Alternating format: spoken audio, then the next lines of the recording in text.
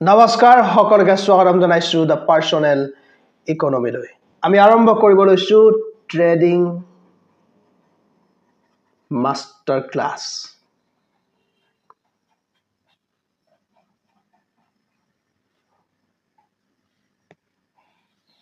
আপোনালোকে ট্ৰেডিং শব্দটো শুনাৰ লগে লগে পলায়ন নকৰিব কাৰণ এইটো খুব ইম্পৰ্টেন্ট এটা বস্তু হয় শিকিবলগীয়া কথা মানে আৰু ভৱিষ্যতৰ পৃথিৱীত দেখিব বহুতে ট্ৰেডিং কৰি সুন্দৰ ইনকাম কৰিব তেতিয়া আপোনাৰ মানে নিজকে অনুতাপ কৰিবলৈ মন যাব যে মই কিয় নিশিকিলো গতিকে সেই কাৰণে আজি আপুনি শিকি লওক লাগিলে আজি আপুনি নকৰিব ট্ৰেডিং আপুনি এতিয়া শিকি লওক প্ৰেক্টিছ কৰিব প্ৰেক্টিছ কৰি যেতিয়া আপুনি এই বিষয়ে ভালদৰে জানিব মানে বহুত মানে এটা কঠিন বস্তুটো ইমান সহজ নহয় আৰু সহজ হোৱাহেঁতেনটো গোটেইখিনি ট্ৰেডিং কৰিয়ে মানে ইনকাম কৰি থাকিলেহেঁতেন গতিকে কঠিন হ'লেও আমি ইয়াক শিকিব পাৰোঁ আয়ত্ত কৰিব পাৰোঁ প্ৰেক্টিছ কৰিব পাৰোঁ প্ৰেক্টিছ কৰি আমি ইয়াক কি কৰিব পাৰোঁ আয়ত্ত কৰিব পাৰোঁ গতিকে আপোনালোকে ট্ৰেডিং শুনাৰ লগে লগে পলায়ন নকৰিব একদম সম্পূৰ্ণ ঘৰুৱা ষ্টাইলত শিকাম কোনো ধৰণৰ মানে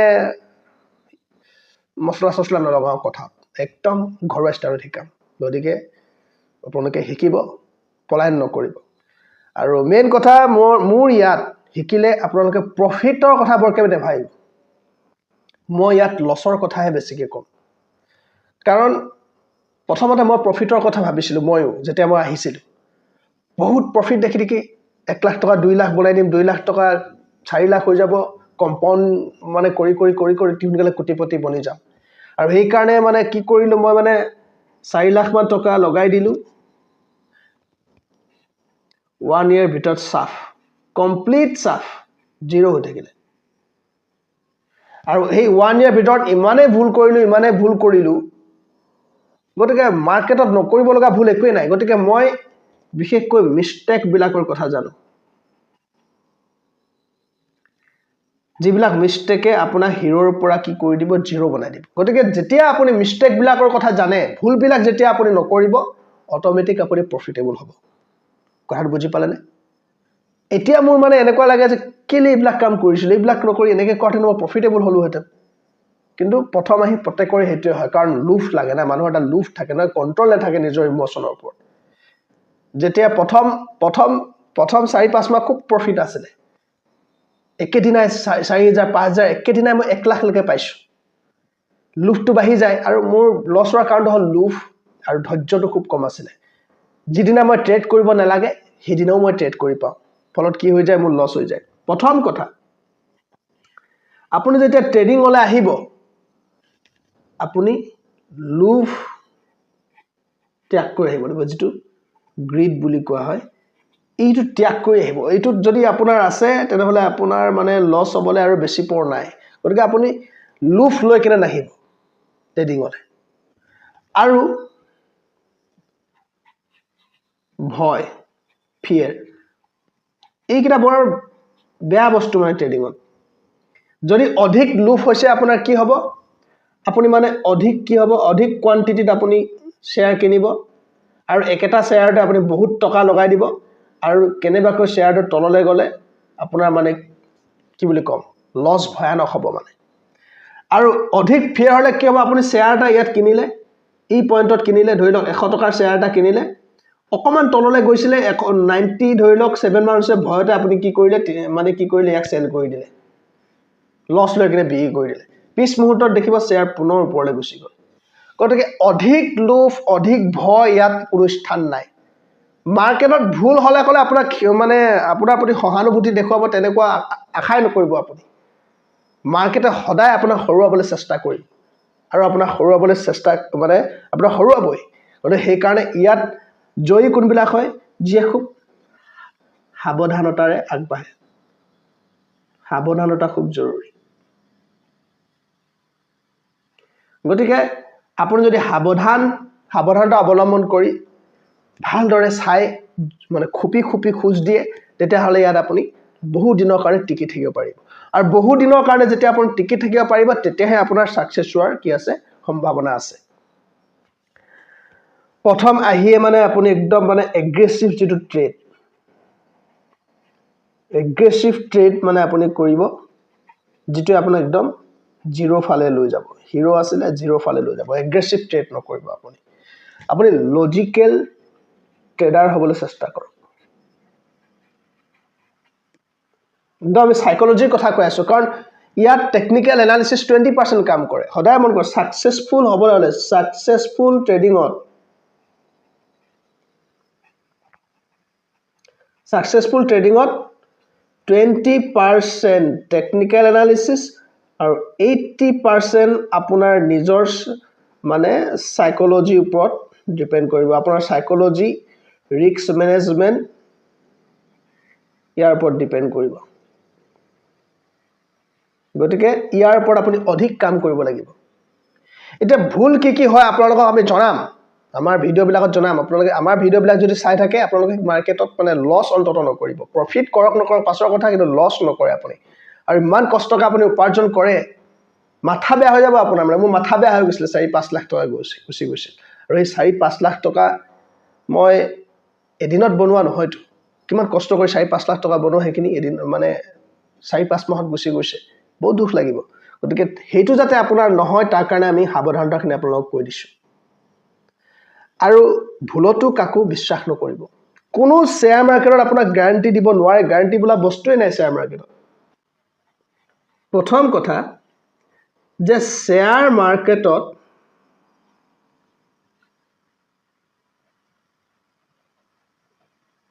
গ্যাৰান্টি বোলা কোনো শব্দ নাই ইয়াত যেটো বস্তু কাম কৰে হেতু হৈছে probability সম্ভাৱনা যে শেয়াৰ গৈ এই পইণ্টত বৰ্তমান আছে ইয়াৰ পৰা ওপৰলৈ যাব কি তললৈ আহিব কোনো গ্যাৰান্টি দি ক'ব নোৱাৰে কিন্তু আমি টেকনিক্যাল এনালিসিস কৰি ইয়াক ভালদৰে চাই আমি ইয়াক কি কৰিব পাৰো আমাৰ এটা ভিউ ৰাখিব পাৰো যে মাৰ্কেট ওপৰলৈ যাব এটা আমি সম্ভাৱনাহে আছে আৰু যিয়ে ভালদৰে মানে এনালিসিস কৰি ভালদৰে যি সকলে অনুমান কৰিব পাৰে তেওঁলোকে সাকসেস হয় আৰু মানে ভালদৰে অধ্যয়ন নকৰিলে আপোনাৰ কি হ'ব অনুমান কৰাত ভুল হ'ব আৰু তেতিয়া আপোনাৰ লছ হ'ব যিমান ভাল টেকনিক্যাল এনালিস্ট হওক তেওঁলোকে গ্যাৰান্টি দিব নোৱাৰে তেওঁলোকে কি কৰে ৰিস্ক ম্যানেজমেন্ট কৰে ৰিস্ক পাৰ ট্ৰেড আৰপিটি বুলি কোৱা হয় অৰ্থাৎ আপুনি এটা ট্ৰেড লৈছে আপোনাৰ ওচৰত আছে 1 লাখ টকা আপোনাৰ 1 লাখ টকাৰ কিমান টকা আপুনি লছ ল'ব পাৰিব এটা ট্ৰেডত হেতু আপুনি আগতীয়াকে ভাবি ল'ব যদি আপুনি 1 লাখ টকাৰ পৰা বোলে 3000 টকা এটা ট্ৰেডত লছ ল'ব পাৰে অৰ্থাৎ 3000 টকা মানে 3% আপুনি লছ ল'ব পাৰে গতিকে আপুনি ইয়াত যেটো ট্ৰেড ল'ব লওঁতে যেটো কোৱান্টিটি সাইজটো আপুনি সেই অনুসৰি ল'ব লাগিব কাৰণ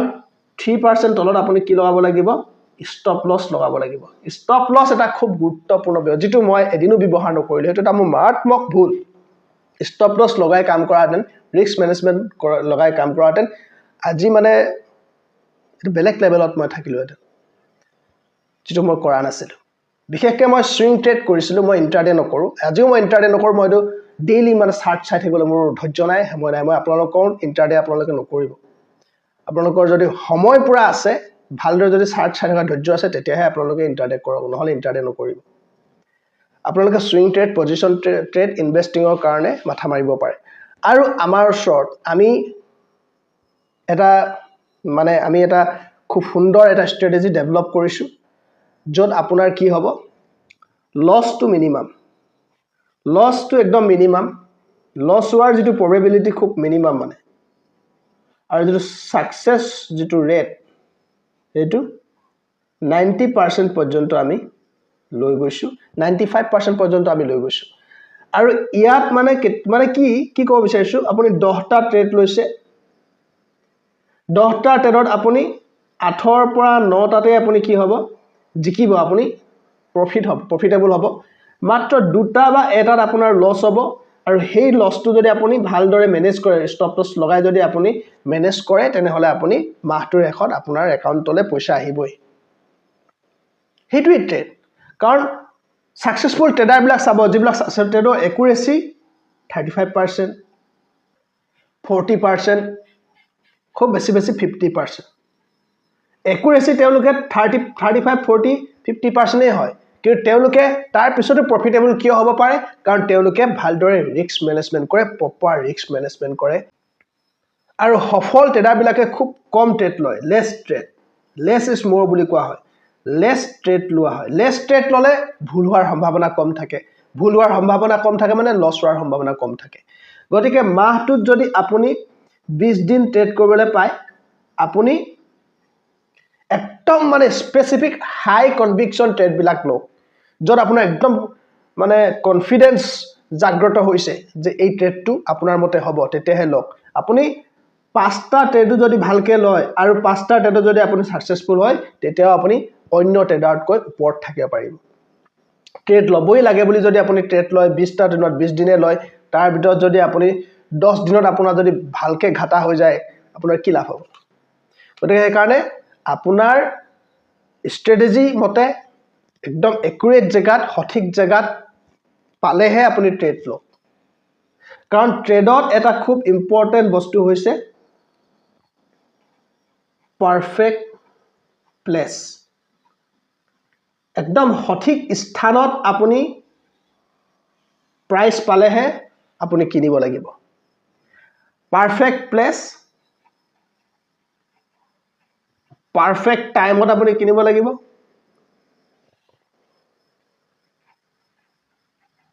পাৰফেক্ট ডাইৰেকশ্যনত আপুনি কিনিব লাগিব। আকৌ ডাইৰেকশ্যন ভুল কৰিলে আপোনাৰ উল্টা হ'ব। কাৰণ ট্ৰেড লোৱাটো, শ্বেয়াৰ মাৰ্কেটত যোৱাটো মানে এটা মানে হেলিকপ্টাৰ বা ফ্লাইট চলোৱাৰ দৰে, পাইলটৰ দৰে। অলপ ভুল, সামান্য ভুলৰো ইয়াত কোনো অৱকাশ নাই। অলপ ভুল হ'লে আপোনাৰ লছ হ'ব পাৰে। গতিকে পাৰফেক্ট প্লেচত প্ৰাইচ আহিবৰ কাৰণে আপুনি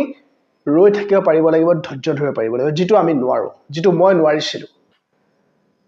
প্ৰাইচ অকণমান সামান্য এনেকৈ মুভ কৰা দেখিলোঁ, ওপৰলৈ যাব বুলি মই ইয়াত বাই কৰি ল'লোঁ। এইটো সঠিক কিনাৰ জেগা হয় নহয়, কিনিব পৰা জেগা হয় নহয়, এইটো আমি নেচালোৱেই। সদায় সেইটো চাই ল'ব লাগিব। তেতিয়া কি হ'ব? অলপ যোৱাৰ পাছতে প্ৰাইচ পুনৰ তললৈ ঘূৰি আহিব, আপোনাৰ লছ হ'ব। এইটোৱে প্ৰায় হয়।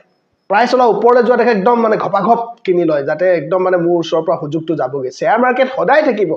কিন্তু আপোনাৰ ওচৰত সদায় পইচা নাথাকে। গতিকে সেইকাৰণে আপুনি যেতিয়াই তেতিয়াই য'তে ত'তে মানে কিনিলে নহ'ব। ক'ত কিনিব লাগিব, কেতিয়া কিনিব, আমি চব আপোনালোকক জনাম। কিন্তু এতিয়া এটা অসুবিধা হ'ল কি, আমি লাইভ চাৰ্ট আপোনালোক দেখুৱাব নোৱাৰোঁ। সেবিয়ে ষ্ট্ৰিক্টলি কৈছে যে লাইভ চাৰ্ট দেখুৱাব নোৱাৰোঁ। 3 মাহ পুৰণিহে চাৰ্ট দেখুৱাব পাৰিব, বা কোনো ষ্টক নামো ক'ব নোৱাৰিব। আমি সেইবিলাক একোৱেই নকওঁ। আপোনালোকক আমি জাষ্ট এডুকেশ্যন দিছোঁ, এডুকেশ্যন পাৰ্পছত আমি ভিডিঅ' নিৰ্মাণ কৰিছোঁ। আপোনালোকে ইয়াত শিকক ফাৰ্ষ্ট, আৰু ঘৰত আপোনালোকে নিজে লেপটপত বহি চাৰ্টবিলাক চাওক। আমি চাৰ্ট দেখাম আপোনালোকক, কিন্তু আমি উদাহৰণ এক্সাম্পল দেখাবৰ কাৰণে মানে দেখুৱাম। ডাইৰেক্ট আমাৰ পৰা আপোনালোকে ফ'ল' নকৰিব, এপ্লাই নকৰিব। কাৰণ আমি ইয়াত আপোনালোকক দেখুৱাবৰ কাৰণে চাৰ্ট ঘৰৰ পৰা উঠাই আনিছোঁ। আপুনি চাই মানে 4-5 দিন পুৰণি হৈ যাব পাৰে। গতিকে আমাৰ ইয়াত চাই আপুনি ডাইৰেক্ট লগাই নিদিব। ইয়াত আজি বাঢ়ি আছে, কাইলৈ কমিবও পাৰে। গতিকে আমাক আপোনালোকে শিকিবৰ কাৰণে ব্যৱহাৰ কৰক, মোক শিকিবৰ কাৰণে ব্যৱহাৰ কৰক, মোৰ কথাখিনি শিকিবৰ কাৰণে ব্যৱহাৰ কৰক, মাথাত ভৰাওক। ট্ৰেড যেতিয়া ল'ব, সেইটো আপোনাৰ বিবেক বিবেচনা কৰি ল'ব। কথাটো বুজিলেনে? আৰু পাৰফেক্ট টাইমত ল'ব লাগিব। পাৰফেক্ট টাইমত নল'লে আপোনাৰ কি হ'ব? মানে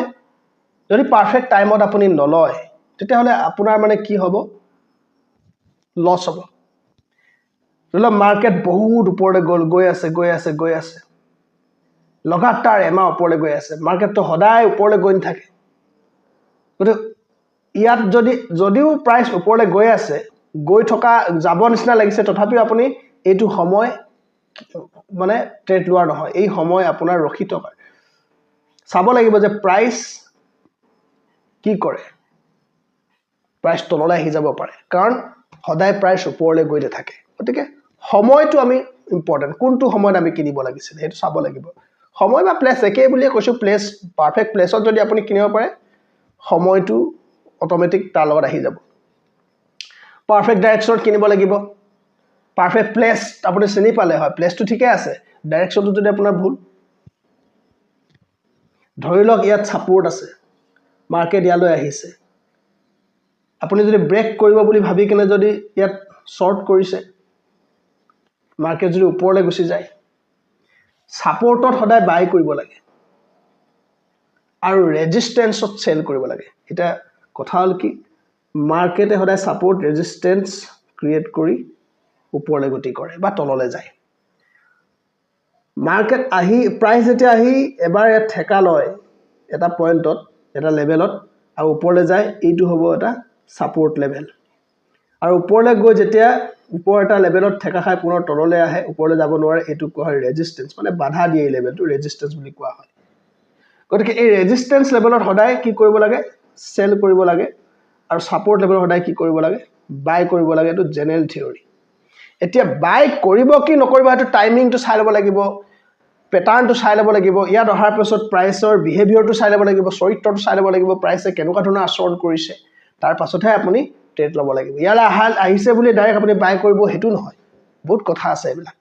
যদি ইয়াৰ এক্সপাৰ্ট বনিবৰ কাৰণে আপুনি সময় দিবই লাগিব সময় নিদিয়াকে নোৱাৰে হেকত আৰু এটা কাম আমি নকৰো হেতু হৈছে পোৰ্টফোলিও ডাইভাৰ্সিফাই আমি নকৰো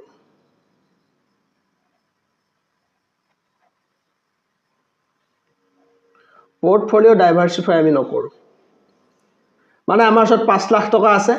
5 লাখ টকা আমি সিঙ্গল এটা বাস্কেটত মানে এটা ষ্টকতে লগাই দিম অধিক মানে লাভ পোৱাৰ আশা কাৰণ আমি কি ভাবো 5 লাখ টকা এইটো লগাই দিও এটো হলো এবিসি ষ্টক ইয়াত লগাই দিও যদি 5% আমি প্ৰফিট পাও কি হৈ যায় 5 লাখৰ 5% 5 25000 টকা 25000 টকা মই লগালক লাভ কৰিম লাভ পাম সেই লোভত আমি এটাতে লগাই দিও কিন্তু কি হয় মার্কেট যদি আপোনাৰ ডাইৰেকশনত না যায় তেতিয়া কি হ'ব আপোনাৰ 5% যদি তললৈ আহি যায় তেতিয়া হলে কি হৈ যাব আপোনাৰ -25000 আপোনাৰ হ'ব নাই তাকে নকৰি আপুনি যদি 5 লাখ টকাটো তিনটা ষ্টকত লগালে হেতেন এটা 2 লাখ এটা 2 লাখ এটা 1 লাখ যদি আপুনি লগালে হেতেন ধৰি লওক এটাত 1%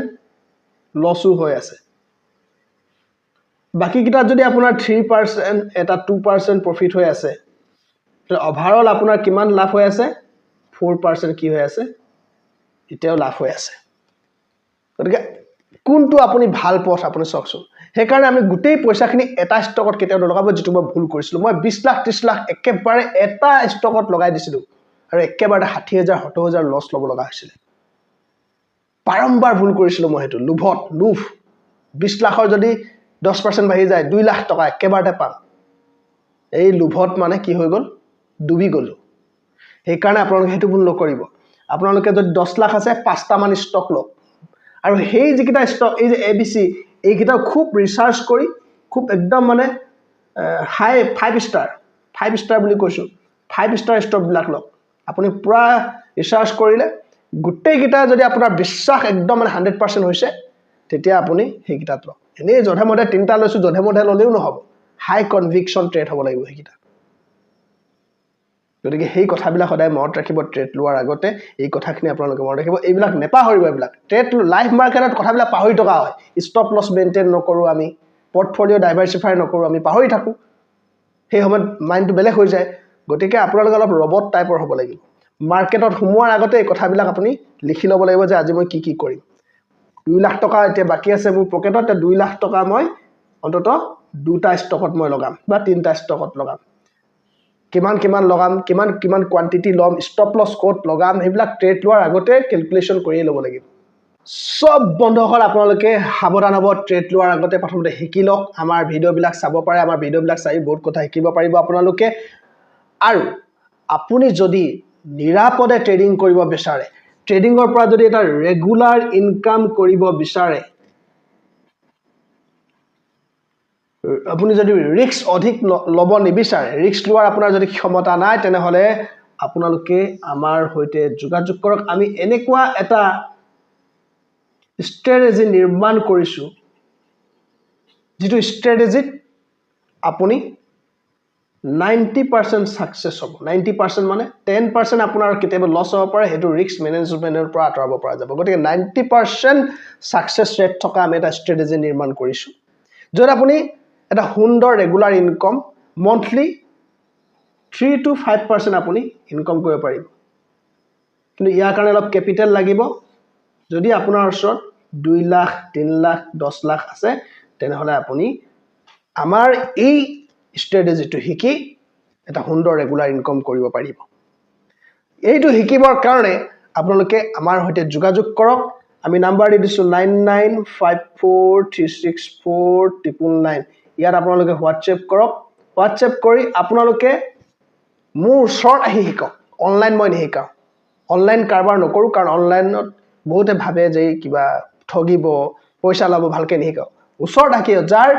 একদম সিৰিয়াসলি শিকিবলৈ মন আছে তেও এমাহত আমি গুটেইখিনি শিকাই দিম শিকি ভালদৰে প্ৰেক্টিস কৰাই দিম তাৰ পাছত তেওঁলোকে সক্ষম হৈ যাব আৰু ইয়াৰ কাৰণে কিন্তু যেটো ফিছটো কিন্তু 50000